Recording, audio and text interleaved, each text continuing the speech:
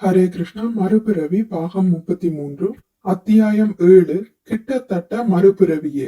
அதன் தொடர்ச்சி. மறுபிறவி, உடலை விட்டு வெளியேறிய உண்மையான அனுபவம். உடலை விட்டு வெளியேறிய அனுபவங்கள் உண்மையில் ஒன்றும் புதிதல்ல. ஒவ்வொருவரும் அவற்றை அனுபவிக்கிறோம். ஏனென்றால் கனவுகள் கூட உடலை விட்டு வெளியேறிய அனுபவங்களை போன்றவையே. உறக்கத்தில் நாம் கனவு காணும் போது மனம், புத்தி மற்றும் அகங்காரத்தை கொண்ட நமது சூட்சும உடலானது ஸ்தூல உடலை விட்டு வெளியே சென்று மற்றொரு உண்மையை சூட்சுமமான தளத்தில் அனுபவிக்கின்றது. சூட்சும உடலானது மரணத்தின் போது ஆத்மாவை ஓர் உடலிலிருந்து மற்றொரு புதிய உடலுக்கு எடுத்து செல்லும் வாகனமாகும். உடலை விட்டு வெளியேறிய அனுபவங்கள் பொதுவாக மரண தருவாயில் இருந்தவர்களிடம் பதிவு செய்யப்பட்டுள்ளன. மருத்துவ ரீதியாக இறந்து விட்டதாக அறிவிக்கப்பட்ட நபர்கள் தாங்கள் விபத்துக்குண்டான இடத்தில் அல்லது அறுவை சிகிச்சை மையத்தில் எந்த ஓர் உடல் வலியோ அசௌகரியமோ இன்றி தங்களது சொந்த உடலுக்கு மேலே எவ்வாறு திரிந்து கொண்டிருந்தோம் என்பதை விவரித்துள்ளனர். ஸ்தூல உடல் இயங்காத நிலையிலும் சூட்சும உடல் இயங்கிக் கொண்டிருக்கிறது. ஏற்கனவே கூறியபடி ஸ்தூல உடல் படுக்கையில் படுத்துறங்கும் போது சூட்சும உடல் நம்மை கனவினுள் அழைத்து செல்கிறது. இதே போன்று பகல் கனவுகளின் போதும் நாம் மனதால் பயணிக்கின்றோம்.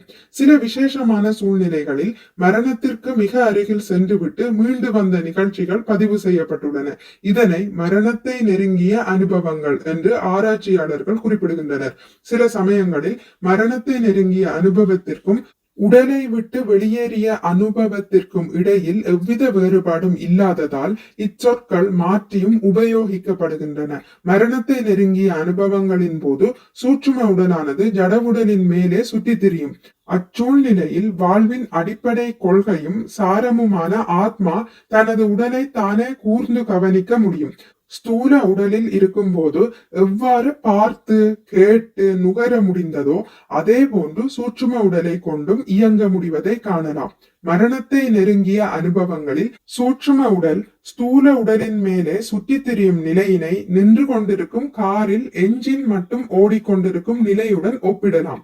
அந்த காரின் ஓட்டுநர் சில நிமிடங்கள் வெளியே வந்து நிற்பதாக எடுத்துக்கொள்வோம். அவர் அந்த வாகனத்திற்குள் திரும்பி செல்லாவிடில் அதில் உள்ள எரிபொருள் தீர்ந்து என்ஜின் இயங்குவது நின்றுவிடும். அதுபோலவே மரணத்தை நெருங்கிய அனுபவங்களில் ஆத்மா மீண்டும் உடலினுள் இணையாவிடில் அந்த மனிதன் இறந்து விடுகிறான். சூட்சும உடலானது புதிய வாழ்க்கையை தொடங்குவதற்காக அவனை மற்றொரு ஸ்தூல உடலிற்கு எடுத்து செல்கிறது. இந்த உண்மை எல்லா வேத சாஸ்திரங்களிலும் தெளிவுபடுத்தப்பட்ட அடிப்படை கொள்கையாகும். மிகவும் புகழ்பெற்றதும் பலமுறை மேற்கோள் காட்டப்படுவதுமான பகவத்கீதையின் 2.13 ஸ்லோகம் பின்வருமாறு கூறுகிறது. ஆத்மா ஓர் உடலினுள் இருக்கும் போது சிறுவயது, இளமை, முதுமை என்று கடந்து செல்வதை போல மரணத்தின் போது வேறு உடலுக்கு மாற்றம் வருகின்றது. நிதான புத்தியுடையோர் இது போன்ற மாற்றத்தால் திகைப்பதில்லை. நமது வாழ்நாளின் போது நம்மை அறியாமலேயே நாம் அடுத்த ஜட உடலுக்கான சூட்சும வடிவத்தை உருவாக்கி கொள்கிறோம். கம்பளிப்புழு ஓர் இலையை விட்டு நீங்குவதற்கு முன்பாக மற்றொரு இலையை பிடித்துக் கொள்வதை போல ஓர் உயிர்வாழி தற்போதைய உடலை விட்டு நீங்குவதற்கு முன்பாக தனது புதிய உடலை உருவாக்க தொடங்குகிறான். இறக்கும் தருவாயில் ஆத்மாவானது தான் குடியிருந்த உடலை பிணமாக்கிவிட்டு புது உடலுக்கு மாறுகிறது.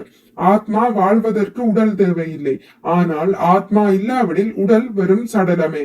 ஓர் உடலில் இருந்து மற்றொன்றுக்கு ஆத்மா மாறுவதையே மறுபிறவி என்று கூறுகிறோம்.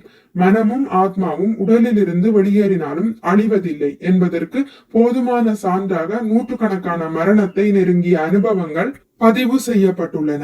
இருப்பினும் ஆத்மாவின் இறுதியான இலக்கு என்ன என்னும் கேள்விக்கு அந்த அனுபவங்கள் எவ்வித உறுதியான தகவலையும் தருவதில்லை. ஆகவே மரணத்தை நெருங்கிய அனுபவங்களை பற்றிய நூல்கள் மறுபிறவி இருப்பதை ஏற்றுக்கொள்வதற்கான ஆதாரத்தை கொடுக்க முடிந்தாலும் மரணத்திற்கு பிறகு நிகழும் மறுபிறவியின் உண்மையான தன்மையையும் ஆத்மா அடையவுள்ள இலக்கையும் தெரிவிப்பதில்லை.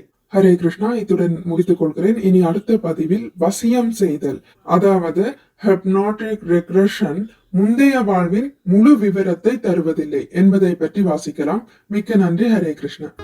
உங்களுக்கு இந்த வீடியோ பிடித்திருந்தால் லைக் பண்ணுங்கள், ஷேர் பண்ணுங்கள், சப்ஸ்கிரைப் பண்ணுங்கள். நோட்டிபிகேஷன் பெல்லை அழுத்துவதன் மூலம் அடுத்த பதிவுகள் உங்களை வந்தடையும். பகவான் ஸ்ரீ கிருஷ்ணரை பற்றி கேட்டு மகிழ்வோம். ஹரே கிருஷ்ணா.